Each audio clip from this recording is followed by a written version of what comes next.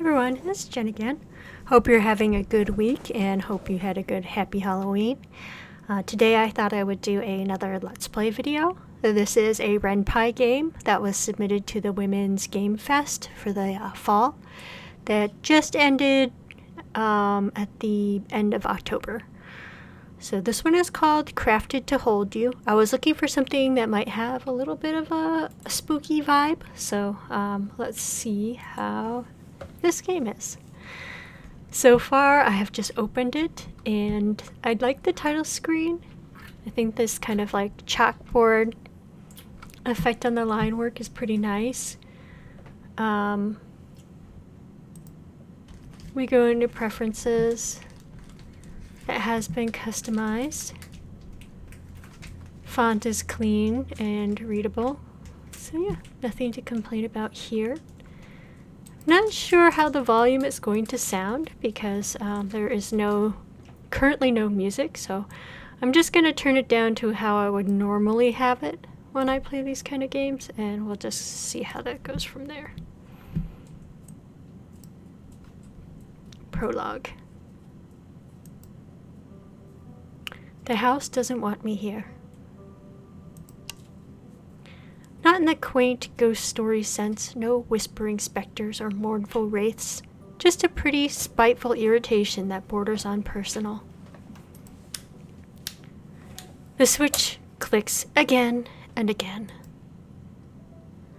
That's not ominous at all. A house in dire need of either a wrench or holy water, possibly both. The bulb stutters awake, casting jaundiced light on the plum-bruised walls. Something many-legged flees beneath the baseboard. The wallpaper curls down in strips like old letters too ashamed to be read. I'd be embarrassed too. There's no Victorian charm here, no pastoral whimsy or countryside ideal. Just a rotten crypt with central heating. My fault entirely. Buying a house off direrealty.net at 3 a.m., half drunk, seduced by their auto-played dance macabre and aggressively cheerful customer reviews. I clicked buy now for an escape, not a home. Just somewhere quiet enough to forget what I was running from.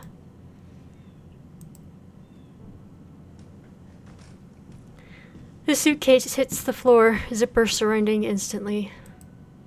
It spills its miserable guts. Half-filled notebooks, faded receipts. Hotel soaps, a dinner roll so old it's become symbolic. The crumpled train ticket flutters loose. My name is printed at the top, faded and spelled just a little wrong. It's... Go ahead and say it's me. Yes, confirm. I like this little chalk outline. Right. A charcoal stick stumbles out, snapping neatly in half. I stare at it blankly. Then I step over the wreckage. Unpacking can wait. Forever, preferably. The hallway feels narrower now, a throat contracting around its prey.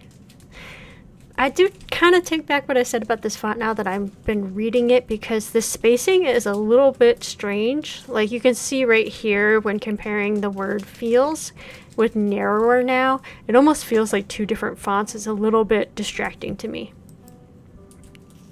Picture frames line the wall, all of them empty. I pause beside one carved in scroll work, roses perhaps.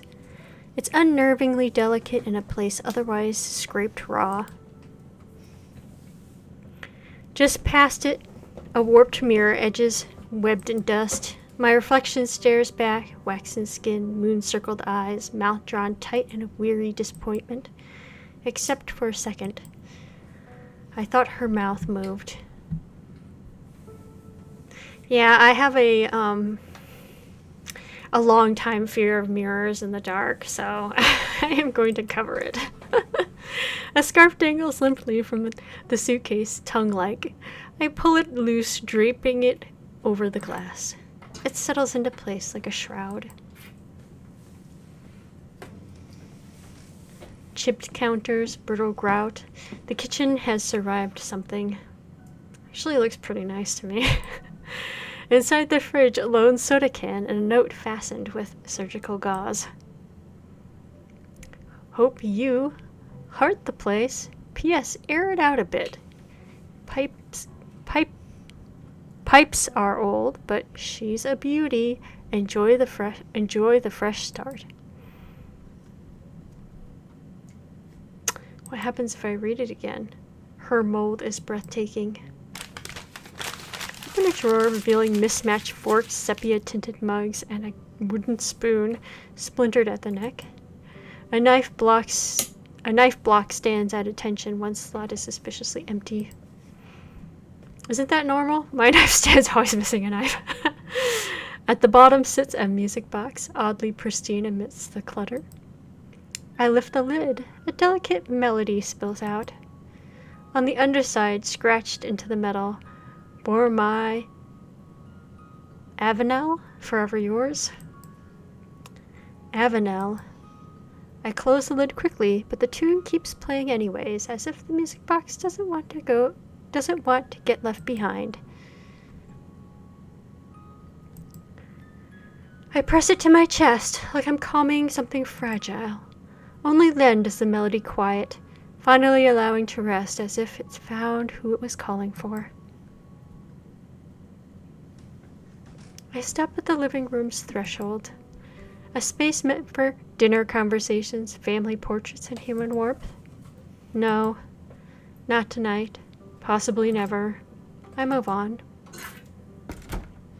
I kick off my boots and collapse sideways onto untouched sheets. The suitcase remains open on the floor, my coat lying crumpled next to it. Let them rest. Let everything rest.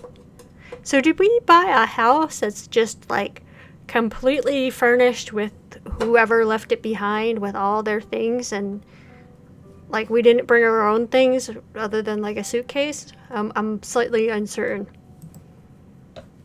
The hallway light flickers one last time, then dies quietly.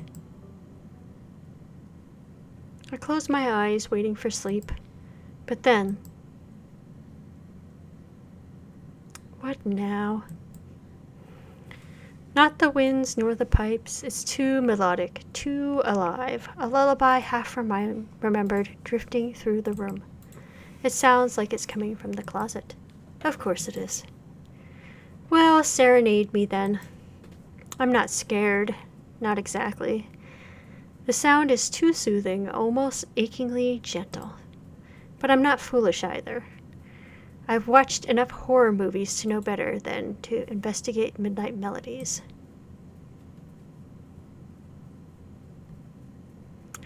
So I think one of the things I'm finding slightly jarring is the reference to you, the reader, or you, the protagonist.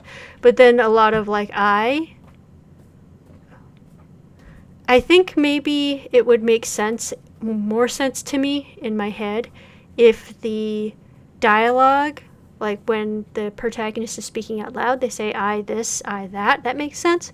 But I feel like when it's narratively speaking and the protagonist is referred to as you, then when it's a narrative portion like this where it's describing what you're doing, it should be you. But tell me what your thoughts are on that. I find it slightly jarring. With a resigned sigh, I roll over, tugging the blankets up to my neck. Beautiful or not, whatever's humming in there can wait its turn like everything else in my life. I think the difference for me is that there's a lot of first-person stories out there where it's told from the perspective of the protagonist. And I think in this case it makes sense because the protagonist has a pretty established history, personality, all that. So I think maybe the you is maybe misplaced with how they labeled the protagonist. Let me know what you think. I don't recall falling asleep. Only weight in my limbs, the dull ache behind my eyes, and that lullaby falling over me like a prayer. It isn't mine. And yet this kitchen feels familiar. Flickering candlelight, a table set for two, the scent of bread freshly baked from the ovens. Someone hums to himself softly, face hidden. Only the room listens, tender in its hush. A gift rests on the table, neatly bound with crimson ribbon. He's waiting for someone. And even after everything I've done, some ruined part of me still listens. Still believes in the story the stream is trying to tell. I find myself hoping he's waiting for me, and that I'm not too late. Don't worry, darling. I'll wait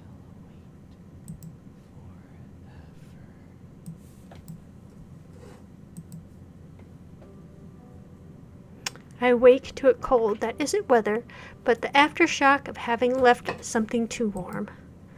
My throat aches, dried out by whatever I was trying to say in sleep. The pillow beneath me is stiff with salt. The curtains are drawn, not a thread of sunlight seeping through. I glance at the clock, 10:34 a.m. The numbers glow with quiet insistence, as if the house is performing mourning for my benefit, hoping I'll still play along. But time here is just a prop. Whatever anchors me this morning has nothing to do with hours or minutes. It's the ribbon, the hum, the soft, impossible warmth that doesn't belong to me. As if I've been loved once deeply in someone else's dream. And something in me aches towards it still, enough to drag me from bread.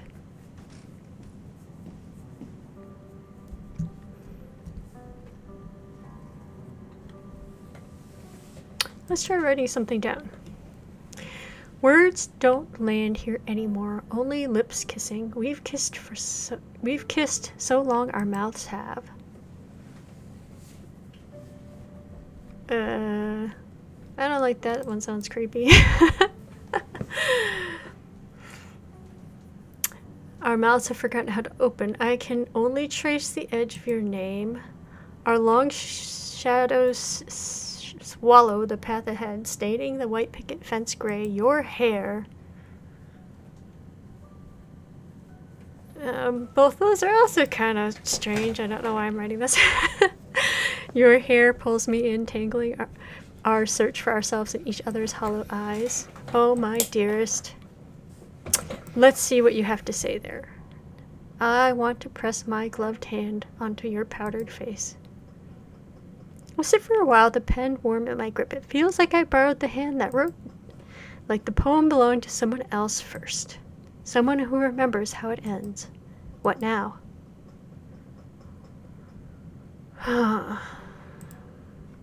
Drawer open. The drawer creaks open, coughing dust. Inside lint, a splinter, and a brass key looped through with red thread. Why is it always red thread? Why is it always red thread? I always keep white and black on hand. Those are more versatile, I think. I take it. It's colder than bone. I check the time again, noonish apparently. I drift towards the kitchen, not out of hunger, just inertia. I think it would be interesting to hear a little bit more about the protagonist's thoughts about being in this place, because right now I'm kind of not really sure how they feel about it. Like, they sound kind of like annoyed, but they're also like not really scared and not really looking to like back out of the situation that they're in. Like, somehow they just got stuck in this fully furnished haunted house without kind of telling us why they got stuck, or how they got stuck, or what they were looking to change or switch up in their life. So I'm having a little bit of trouble relating to the protagonist, like how they are feeling. I can't tell if they feel any like anxiety, or like they just seem kind of resigned and indifferent from what I can gather so far, but maybe I'm reading this wrong. Yeah, I'm not going to eat the bread roll that hit the floor last night. And I'm not a soda drinker, so I think I'll just call for takeout. You check the menu. Something with starch and salt, enough to weigh me down. The person online doesn't ask questions when I give the address. Good. I hang up and stare at nothing while I wait. When the food arrives, I open the box like it's sacred. So why would the person ask questions about the address? Is this like a well-known haunted spot? Does everybody know that something terrible happened here? Grease? Halo's the lid. I dive in hands first. It's too warm, too salty, too exactly what I asked for. I almost cry because of how aggressively mediocre it is. This person needs a little bit of sun in their life. I feel like they're kind of like, even when they get exactly what they want, they're still super meh about it. Time slides sideways again. I think it's afternoon. Could be 2 p.m., could be 4. Play the messages. Okay. Ooh, fun little interactive screen here. We've got a scroll. We got something from the scratched out name. I keep trying to say the right thing, but it always sounds like I'm accusing you. I'm not. You're not here. And when you're not here, I panic, like I'm waiting for the floor to drop. You didn't deserve that fight. I know that. I didn't mean half of the things I said. And the half I did, I wish I could take back more. Just please come back. Okay? I'll be here. I'll be waiting. You said we were real. I still believe you.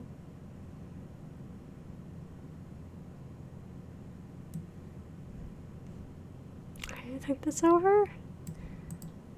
I don't know if you're alive. You won't answer. I keep telling myself you just need space. But you didn't come to the funeral. He would have wanted you there. I don't even know what to say. We're all hurting, but disappearing won't make it hurt less. Please, just let me know you're okay. I miss you. That's all. Is this the protagonist's phone, or like a phone that was left here? Then they do have a connection with this house and with the person who is here, or they are having it forced on them. I'm a little bit uncertain about that.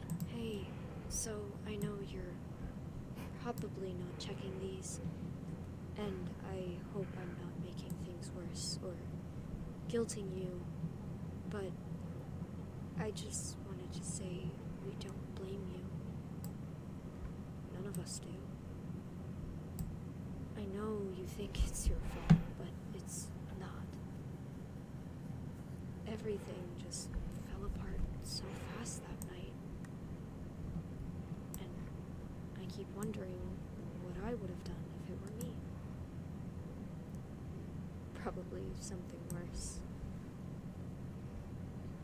You did everything you could. I really believe that. Anyway, I left soup outside your door a few days ago. I'm guessing it's gone now. That's okay. I'll try again next week. Just text me. Or don't. I love you. You don't have to say it back.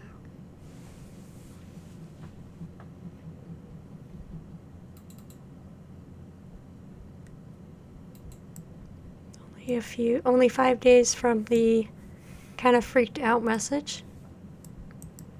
Hi, this is Danny from Last Summer Studios.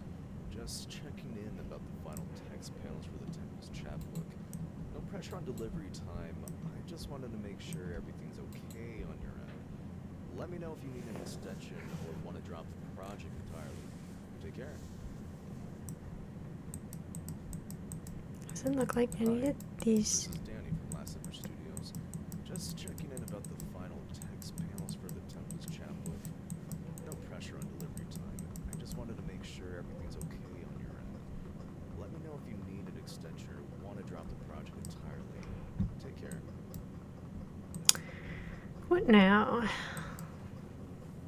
I curl into the corner like I used to as a child, knees tight, chin braced.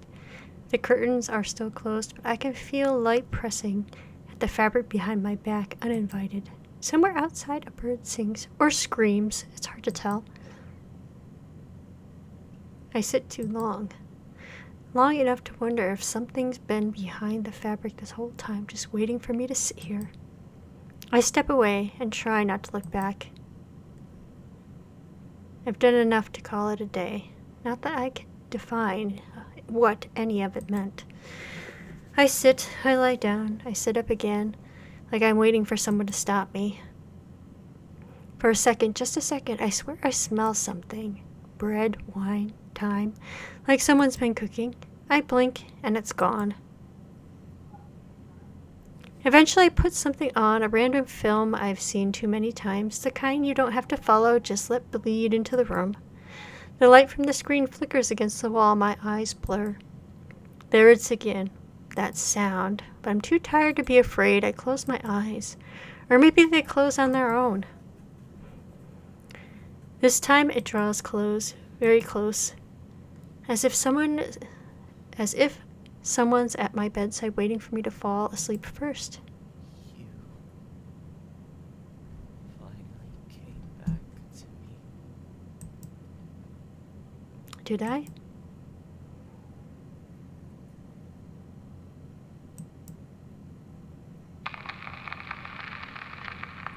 We're in the back seat, the cart idling underneath the anemic hum of a gas station fluorescence.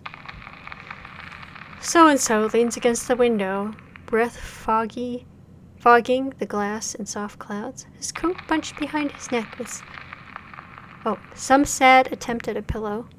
The radio cuts in and out with the headlines, just enough to remind me the world's still turning without us. I watch him fake sleep like he thinks I'll fall for it. He always used to do this, fold himself up in a silence, especially when I didn't come back soon enough. You're quiet. Nothing, not even a twitch. I guess I deserve that. His eyes stay closed but slowly, like he's not sure it's allowed. His hand shifts towards me, palm open, fingers stretching as if reaching for warmth he doesn't know I still offer. That hand was mine first. So-and-so's face flickers, unfamiliar for just an instant. I think I hear a man's voice, not his. I blink, startled.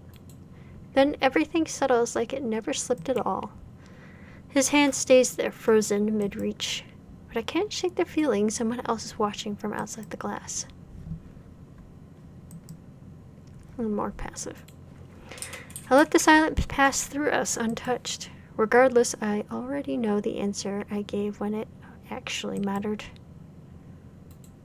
I wake up with a throat, sandpaper, lips cracked and brittle. God, I'm so thirsty. I shove off the blankets. My feet hit the floorboards with a reluctant thud, the cold biting harder than it should. Still, the muscle memory drags me towards where the door should be. My hand fumbles sleepily and finds only wall. Huh?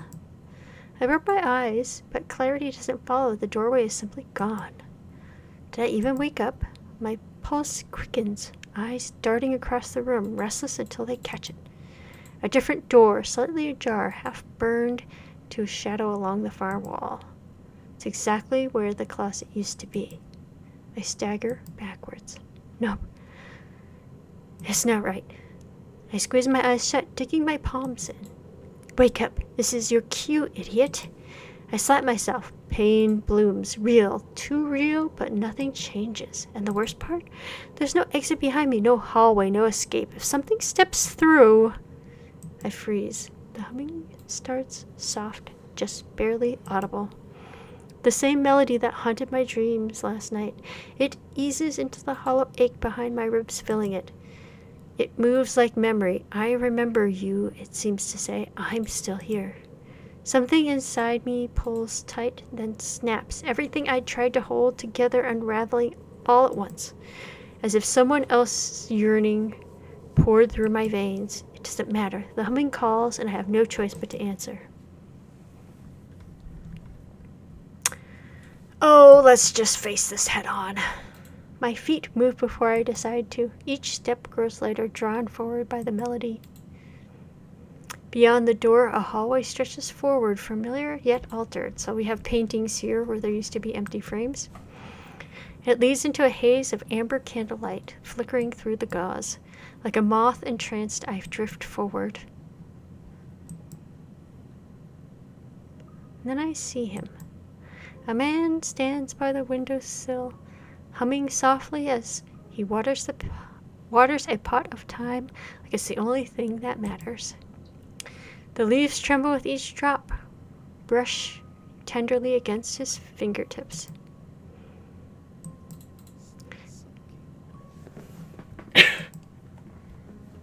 The tie leans ever so slightly, wilting under its own weight.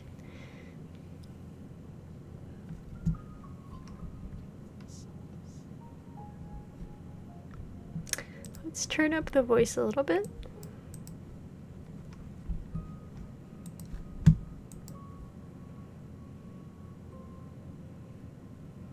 He moves gracefully, oblivious to me, or maybe just indifferent. Wiping his flour-dusted hands on a cloth, he lifts the linen from a ball of dough and begins to knead it, slow and steady. Behind him, something simmers. The air is thick with red wine, garlic, caramelized onions, cooking long enough to make any place feel like home. Still a little tight, should have left it longer. He pinches off a bit of dough and shapes it into a tiny round, setting it aside with care.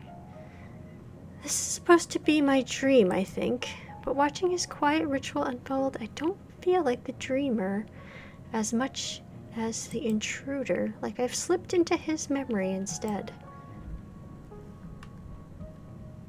Sure, it's a little creepy that I'm just standing here. Sorry, accidentally stumbled into your kitchen looking for mine. Hi? He doesn't flinch. He kneads on, serene as if I'm not there.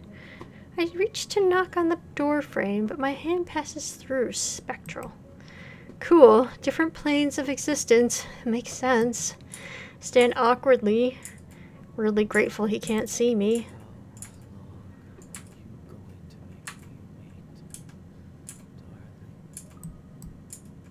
My heart jolts. He seems to be talking to me, maybe even looking directly at me. But then he turns, calm as ever, and pours wine in 2 glasses. Like it's part of a routine he never stopped following. One glass nearly overflows, but he doesn't notice. Or maybe he does and lets it happen. The house always smells better when you're just about to walk in. Guess I'll keep stirring then. He lifts the second glass, the one meant for her, and raises it towards the doorway, right where I'm standing. He smiles and holds it, perfectly still except for the wine trembling, still smiling. Hello again? Or maybe, never mind. God, I'm crazy. Takes a long, unhurried sip before turning back to the stove. She likes it saltier. Even now, I remember every word. He nods to himself, satisfied, like that confirms something, like everything's still on track. This should be my cue to go. But I don't. Instead, I sink into the floor, just inside the doorway, knees pulled to my chest. Because the way he talks about her, so easily, like it costs him nothing, makes something inside me ache. I want to see what happens next. He tastes the sauce again, ladles it gently into bowls, adjusts the angle of a fork, tucks in a stray napkin corner. Then he moves the knife next to it 1/2 inch to the left. He had already done that earlier. I'm sure of it. He waits, and the longer he waits, the heavier my eyelids get. His humming followed me down, wrapping around me like a blanket. I drift off into silverware chiming, to the soft murmur of a man preparing like she might walk in any second. I wake hard. No gentle fade in, no just snap back. Chicken is silent. 2 untouched bowls steam quietly into the void. Did she ever come? Please tell me she showed up. My voice breaks on please. I hate that. I hate that for a second I let myself believe she had. Oh, of course she didn't. Classic me. Even in dreams, I direct the tragedy. I think of the man, how he poured himself into every detail as he prepared for their dinner with Hope. Heat blooms in my face, my throat, my eyes. I don't even know what I'm feeling. Just that it hurts. Darling. His voice drips from nowhere and everywhere, echoing off empty walls. Hush now. I'm here. The candle dies with a hiss. I wake to the smell of breakfast. Poached eggs, herbs, simmering in butter, something sweet. Fruit stewing down to a syrup. The scarf I had tossed over the mirror 2 nights ago is now folded neatly at the foot of my bed. But that doesn't track. So-and-so was never a morning person. If he tried to cook it, it ended with fire alarms and profanity. So who? I should be unnerved, but all feels noticed. I step in the closet, my pulse embarrassingly quick as I think back to the midnight humming. It's daytime, technically. I should be safe. Nothing. I run a fingertip down the wall and it comes back dirtied. I let the door fall closed. I halt. That sound didn't come from the closet. It came from behind it. You've got to be kidding. The closet groans across the floor as if aware of its own displacement. My palms sting, but the weight yields reluctantly. Behind it, a door. Wood, bloated with moisture, warped along the edges. A keyhole stares back, gaping like an unblinking eye. It's not on the floor plan. I know that because I memorized it on the train obsessively. The red string coils around my fingers as I easily slide the key in place. I hold my breath and pull. No passage waits behind it. Just brick, packed tight, crude even, like someone built an escape and then buried it out of shame. What the hell? I knock back, like that's going to help. Love what you've done with the place. What now?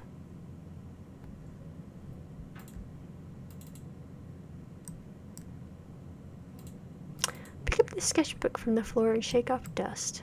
Page 1, my old apartment windowsill. Page 2, the back of my hand.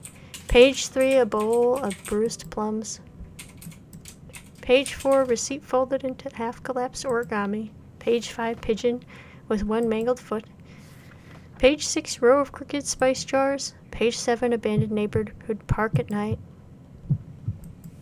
Page 8, my face distorted in rippling water. Page 9, a coat draped carelessly over a chair. Page 10, I don't know what I see, only that I need to unsee it. I slash at the page. Eyes, mouth, teeth, jaw. I fill in the empty space where the paper is obliterated in black. Huh. I shut the book, drop it to the floor, and breathe again. So this seems to me like an unreliable narrator.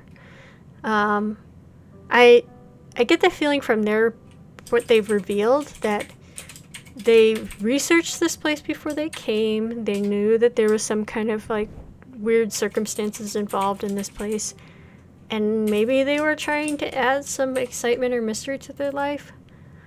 That's the only thing that I can guess so far. Maybe it's some kind of dissociative thing where they were involved with the events that happened here and they have kind of like a selective amnesia. Noon arrives unwanted, so I lie down on the bed and stare at the ceiling. Then I hear the sound of a knife hitting the cutting board, clean and metronomic. It seems to be coming from the kitchen. I don't move. Okay, I didn't go to check out. I don't have the option to check out the kitchen. I can look at messages again. Hey, love. Just checking in. I left that poetry book on the porch. You know, the one with the weird German fairy tales that you liked in college. I thought you might need something to stop your own voice in your head for a while. Anyways, no pressure, as always. But just know we miss you. You're still allowed to come back.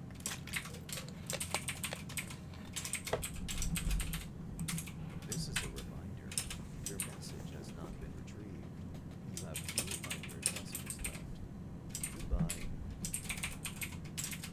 This is a reminder. Your message has not been retrieved. You have 200. How do I go to the end of messages? I don't know. I set the phone down gently, like it might say something else if I touched it wrong. Somewhere along the way, the chopping had stopped.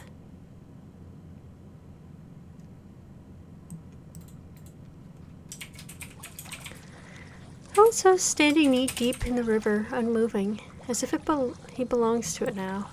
It's dusk. The water carries the light away in ripples. He's wearing that stupid green jacket he always threatened to burn but never did. His hands are in his pockets, shoulders slightly hunched. He's here, of course he is. That's how dreams work. They don't ask for permission. Don't go. You always waited before. I never answered. If you ask me again, I will. The words catch. They always do when I try to tell the truth. I want to say I was scared. That I thought if I let someone really see me, they'd flinch. I was wrong. So wrong. I'm sorry. It's all I can manage. I'm so sorry, so-and-so. He shifts, just enough for the light to catch a side of his face. Then it hits me how much I still know it. He steps deeper into the river. I hold my breath. I don't say anything else, because I know it won't matter. The water rises to his chest, then his shoulders. Then he's gone, just gone without a splash, like the river has always been there. Been there when I wasn't. And this time, so-and-so has stopped waiting for me. It's so cold out here, darling. There's nothing for you in that river. Come back to me. I turn towards the voice, stumbling. The river shimmers and dissolves into the walls, guiding light pooling softly at the hallway's end. I move towards it for warmth. He turns the moment I enter, spoon clattering to the floor. In his eyes, joy, shock, awe, a trembling relief so deep it's almost painful to witness. Before I even think to stop it, I'm in his arms. His embrace is gentle but sure, like he's cradling something fragile he never expected to hold again.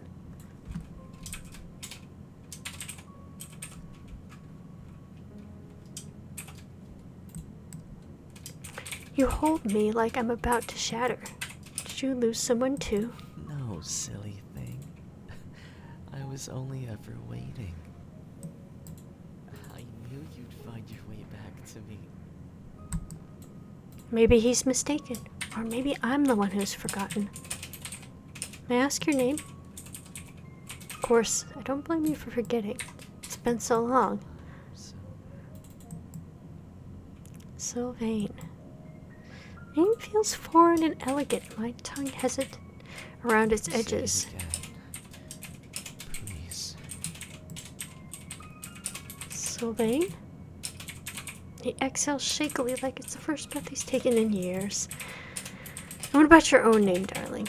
It's... Avinel. Avinel. Your name is everything. I'd forget the rest of the world and still remember you. His gaze locks on mine, daring me to deny it. I said in the beginning that my name was Jen, so I'm sticking to that story. I'm not her. Something clamps around my throat, tight, unseen. I try to speak again. My name is... nothing.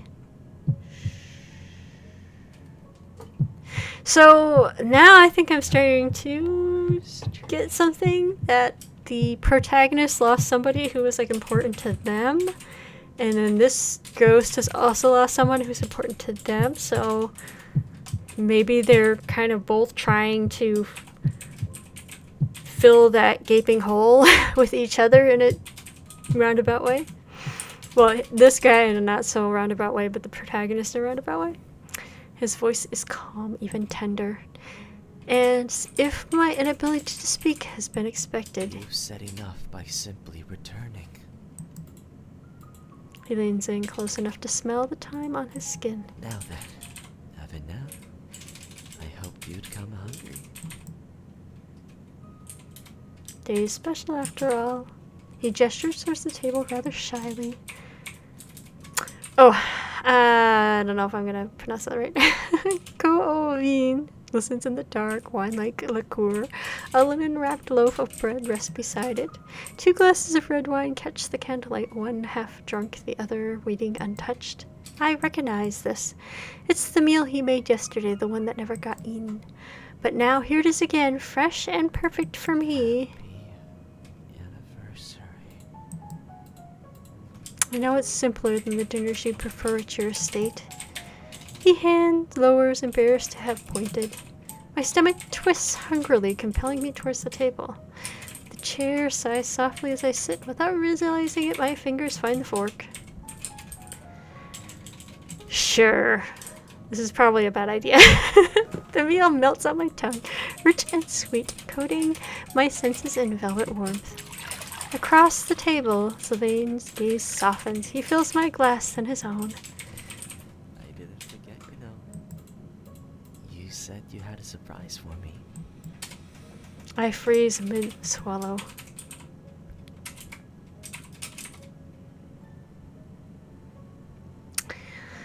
Oh, it wasn't me. I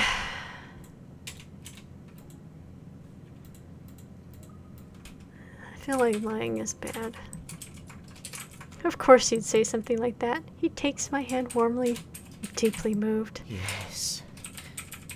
You're all I've ever wanted. Then he retrieves a small box from his coat. It looks oddly familiar, like I've seen it somewhere. Was it when I first moved in? He gently places it before me, lifting the lid. Okay, it's lovely, thank you. I hoped it would comfort you. He guides me to the kitchen door, leading back to the hallway. I know you prefer not staying over. As if my body is moving on its own, again I step through. To be continued. It's very interesting. I look forward to finding out what exactly is happening. I was pretty confused in the beginning, but I feel like I'm starting to slowly get an idea of maybe the direction of the story, and it's interesting. If you're interested in giving this game a try for yourself, I will leave a link to the project on itch.io, crafted to hold you, and yeah, thanks for watching, and as always, if you're working on something, have a good week, and don't forget to enjoy the process. Bye now.